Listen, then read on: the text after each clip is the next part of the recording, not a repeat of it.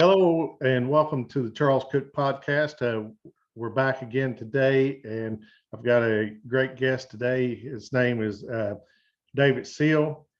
He is a retired Jefferson County educator, recognized artist, a local businessman, a 917 Society volunteer, a current chairman of the Jefferson County Republican Party. He also served as a Jefferson County commissioner and is a lobbyist for the people on the issues such as eminent domain, property rights, education, and broadband accessibility on the state level. So I've got David with me tonight, and he's going to talk about some of the things going on in the Jefferson County, Tennessee area, some of the issues that with the citizens being able to speak at the Jefferson County Commission meetings. So David, go ahead and tell us what's going on. Well, thanks, Charles. What got this started, I had a group of people call me the other day, and they were concerned because they were not allowed to speak at a county commission meeting on a particular topic. Now, back when I served on the county commission, we didn't have that problem. When somebody came up to speak, we just allowed them to speak on whatever topic they had in mind concerning county government. And just to be honest with you and just fully disclose, I'm proud of a lot of things our county commission does. We've got a good conservative county commission, and during the past election cycle, we added about 19 Republicans to the county commission in Jefferson County, simply because it was the first time we'd ever called a primary, and our party unanimously decided to do that.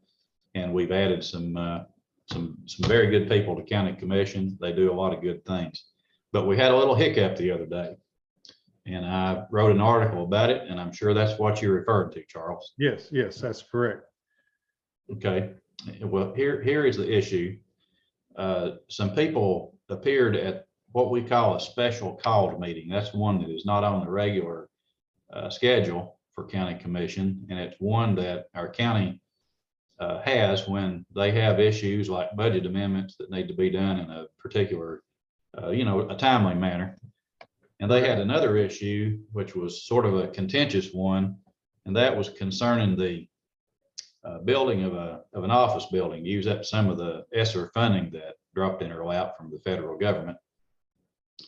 And that building came in over what it was expected to cost. And there were some arguments that ensued about whether we ought to do it or not. And I'm sure that was on the mind of county commissioners. But when they had the citizen comment section, they announced that 3 people had signed up to speak. And one of them was from the Oak Grove community. Now, if you're not familiar with Oak Grove, it is an area around Douglas Lake that is near exit 424 off I-40. Their concern was a development that was going in over there, and they simply wanted to speak about it. And the first speaker was called to the podium, and he announced to the county commission that he was from the Oak Grove community. And one of the commissioners raised his hand and called a point of order. And he said, essentially, this meeting is about a particular topic, and we're not supposed to take citizen comments on the topic that he's going to speak on. Now, the only indicator he had was that he was from the Oak Grove community, and he made the assumption of what he was going to speak about. He also assumed that he was not going to speak about the topic that was on the agenda, and asked that he not be allowed to speak. And at that point, the chairman of the county commission said, you'll have to come back in January and speak, because you're not speaking on a topic that is on our agenda. And he never gave them a clue of the topic that he was going to speak on. They just assumed. And the reason I say they assumed is because this group of people had been making some noise about this development. Right. And I think they understood from that they were going to talk about their objection to a particular development that was going to be in that area. All right. So here's the problem I've got with that. As you and I have talked about before, our state constitution makes it clear that people have standing to address their government and to instruct their government. That's a sacred right under our state constitution. Right. It doesn't explicitly say that you can go in and speak at a county commission meeting or in front of the legislature or at the zoning board or whatever, but it does imply that citizen input is very important to the governance of this state. So there is that. It's in Article 1 of our Constitution under Declaration of Rights. And I want to read to you something that I think would be an indicator as to why this shutting down of citizen speech at the meeting was even worse. And I'm going to read to you from the Jefferson County Commission Rules of Procedure. This is under the agenda items, citizen comment, appearance of citizens. And it says, quote, "The purpose of this portion is to provide citizens an opportunity to address their government for items of concern that may or may not be on the agenda. Citizens must follow Rule 9 in order to speak." And I'll read that rule in just a minute. "Commission will not take any action at this time other than to refer that item to a committee or by a vote of a 2/3 majority, place it on the agenda under new business." And that 2/3 majority would be a super majority to amend the agenda.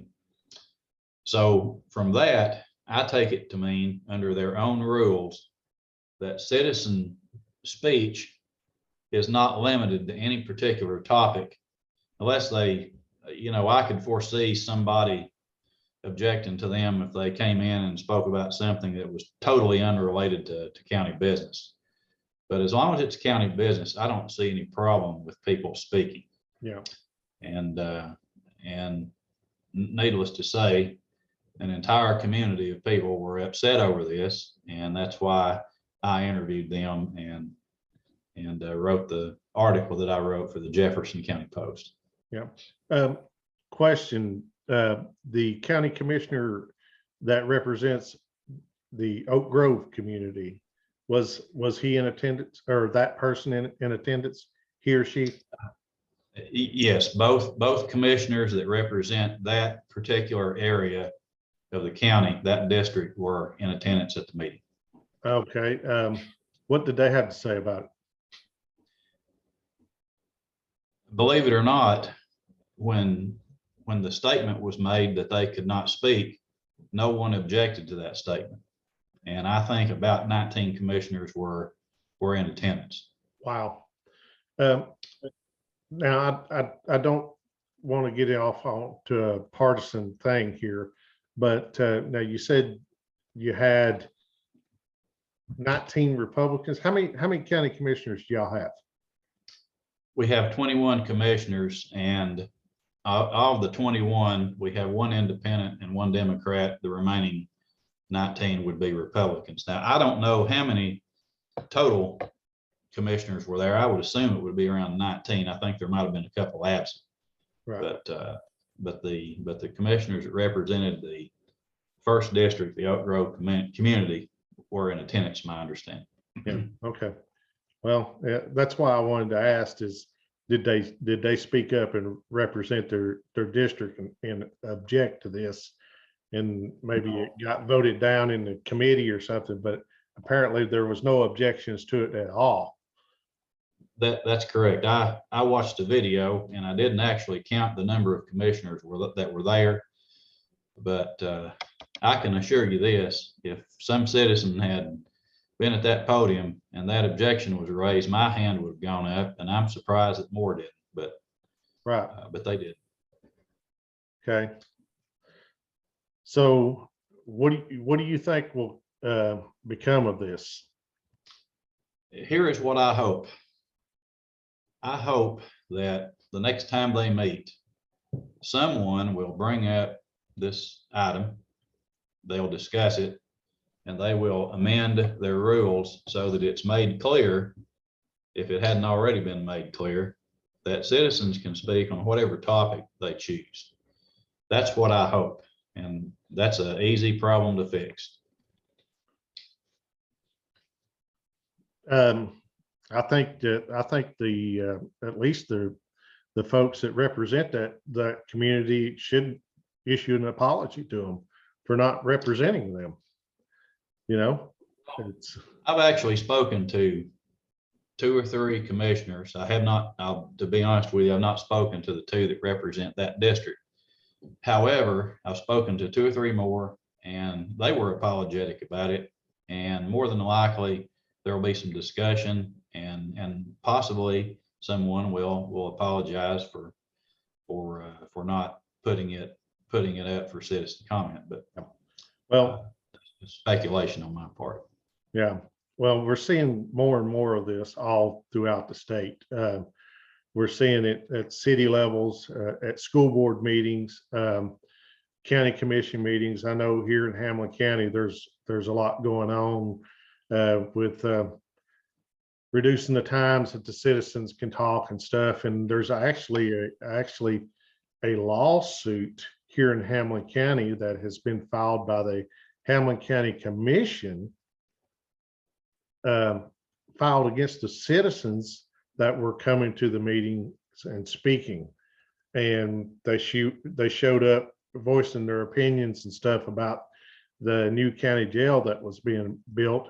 And they had placards pinned to their shirts, I believe. And there was an issue with that.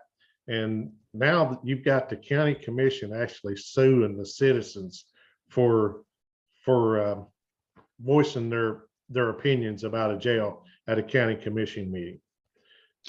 Well, they certainly have the right to petition their government and do so for proper purposes. And if they're coming in to talk about the jail, I've heard a little about it, and I know a little bit about why people are objecting to it. But if they've got something legitimate they need to say, they need to be able to say it, even if the county commission doesn't like it. Yeah. And I think they have certainly the right to address them and petition them. And even our Constitution in the state gives them a right to instruct their representatives. And that's a perfect time to do that if they're given standing to speak at a meeting. Yeah. My whole deal is if you don't want to listen to what the citizens say on an issue, then you shouldn't run for that seat. And if it's getting to you're so thin skinned, you can't do it. You need to give up the seat. You need to resign. Don't run for that seat, because you're asking these people to vote for you.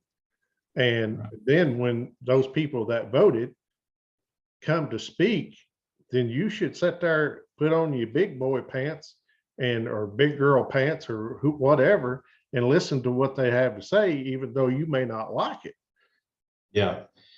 I wanted to take off too on school boards. I don't know if you have this opinion or not, but I hold the opinion that who you put on the school board is one of the most important offices you can have in a jurisdiction. Absolutely. Our school board only allows citizen comment at their voting meetings on topics on the agenda. Yep. They allow any topic at their work session. And it's my understanding that their committee meetings, they don't allow citizen input at all. And I'm all the time making suggestions on what our school board needs to do to change policy or make policy. And I think one of the next things I recommend is that meetings be opened up to citizen comment on any topic, anytime they're having a meeting, whether it be a committee, like a policy committee, or a work session, or a voting meeting. And they need to listen to people, even if they don't like it, even if they vote against the people on a particular thing. It still needs to be aired out in public, and that's a perfect time to do it. Yeah. I've recently heard that other school systems in the state have even more limitations, and they're adding more limitations. Yep. So we need to make it known that these limitations are limits on speech, and they're limits on our ability to petition our government. Here in Hamilton County, to address the school board at a school board meeting, you have to meet with the director of schools, and he has to approve you to be able to speak at the school board meeting. Now, how ridiculous is that? If you've got a problem with the school system, that I got to go voice my concern to the school director, the director of schools, before I can actually address the school board, the people that you're supposed to vote for. And they send you to the person that they appoint before you can actually speak to the people you vote for. That's nuts. Charles, I've got something very important to say about that. And that is, if we had elected school directors in this state, that would stop in a hurry. Absolutely. But thanks to the Democrats back in the early 90s, all that changed. And that is a very important issue that we need to get some focus on. And I know that Frank Nicely, it's been one of his deals, one of his pet peeves at the state legislature for years to try to get it addressed. But, you know, the school lobby has a lot of influence in Nashville. The last time that bill was attempted, I testified on it in the Senate Education Committee, which was last year. It's not the Democrats that are stopping this. Right. It's the Republicans that are stopping this, because when we took the vote, of course, the Democrats voted against it. Yes. But we also had enough Republicans vote against it that we couldn't get it out of committee. Yes. And it would be instructive if you and your followers watch that video of my testimony and of Senator Nicely's introduction to the bill and our explanation of how this wokeism and this left-leaning ideology and these bad decisions on citizen comment would stop in a hurry if we had elected school directors. Yes. And like I said, we did that the whole time that I was in school. Our school board director of schools, school superintendent, whatever you want to call them, was elected by the people. And now our school boards goes out and tries to find the next latest and greatest guy or person, lady, and bring them in. They stay 2 or 3 years until they can get a better job with more money, and then they move again. We need people to run for that position who are in our community, that has a passion for our school systems and wants to see the kids in this district and in our counties improve, and want to stay here and see good things happen. And then they are held accountable to the parents and the voters in the community. Charles, that is precisely what I told the Senate Education Committee, and I made the case, and Senator Nicely made the case, and we went through it point by point, and we still got voted down. Yeah. And we didn't even get to run the bill in the House. We had the Senate version up. We ran that bill and lost it in a tie vote. So, right. Yeah. So back to the county commission. So what would you, being a former county commissioner, what would you suggest to the people that were at that meeting, what they need to do to try to rectify this? Well, that's already in the works. I sat down with them last Monday night. I wrote an article about it. We called attention to the problem, and we're going to call on county commissioners as a group, myself and all the people that were affected. We're just going to ask them to clarify their rules so that citizens will have standing to speak on the topic of their choice at any meeting they have. And I'm optimistic that they'll see it that way and change their rules so that that'll be clarified. Right now, the rules say that citizens can speak on any topic.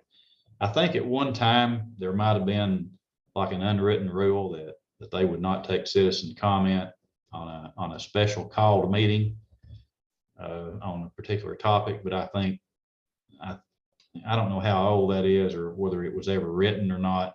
I just think they need to fix it and get it in writing so that people can have their 3 minutes to, provide instruction on policy. Yeah. I'm sure there's a county attorney. Does he attend I keep saying does the county attorney attend the committee meetings and the commission meeting? Normally, if they have the county attorney, he will be at a voting meeting. Right. I rarely ever see the county attorney at a work session. So, and I think that kind of depends on the items they have and whether or not commissioners have legal questions that need to be answered on the spot.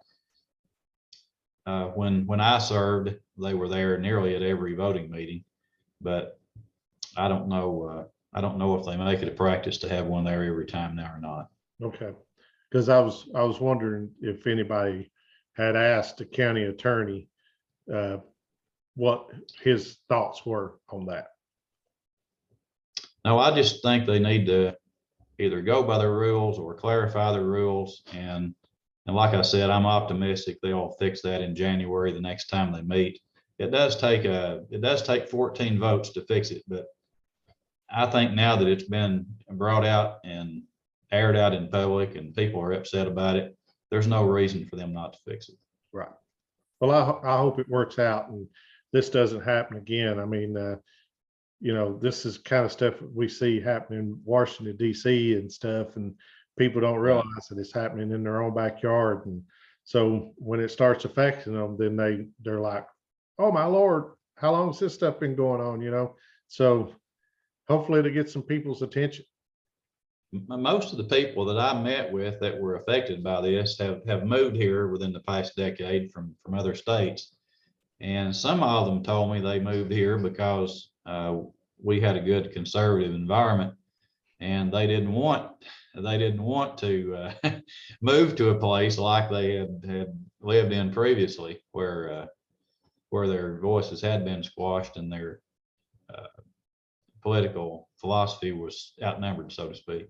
Well, it's just like nowadays, a lot of the people that you hear standing up for rights and speech and stuff is people from actually immigrants that come from other countries that know what it's like to live there under that. And they're really passionate about that, those kind of things.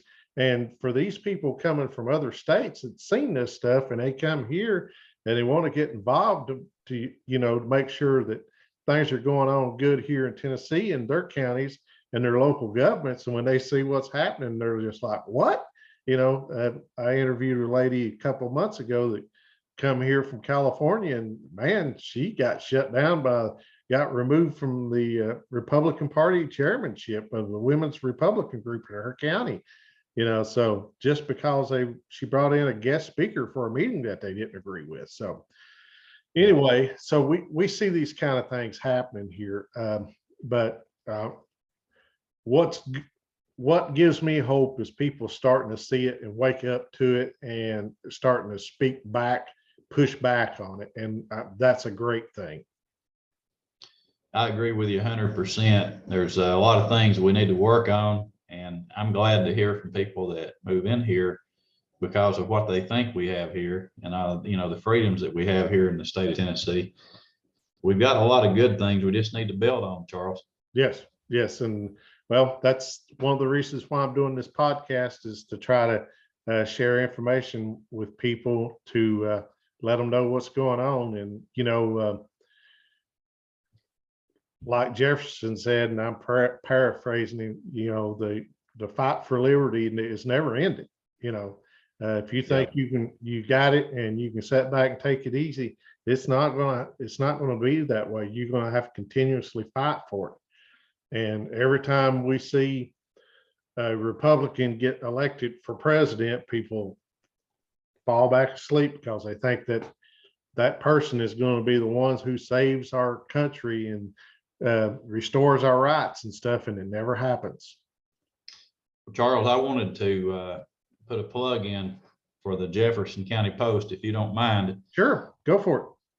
I've got a column in the Jefferson County Post called Vital Policy, and I deal with all the issues that you and I have talked about: citizens' participation, constitutional rights, both federal and state constitution, and then local issues. And this is universal, whether it's Sevier County or Hamilton County or Jefferson County or Williamson County in another part of the state where they're having massive problems with their school board. In fact, they've been sued over it.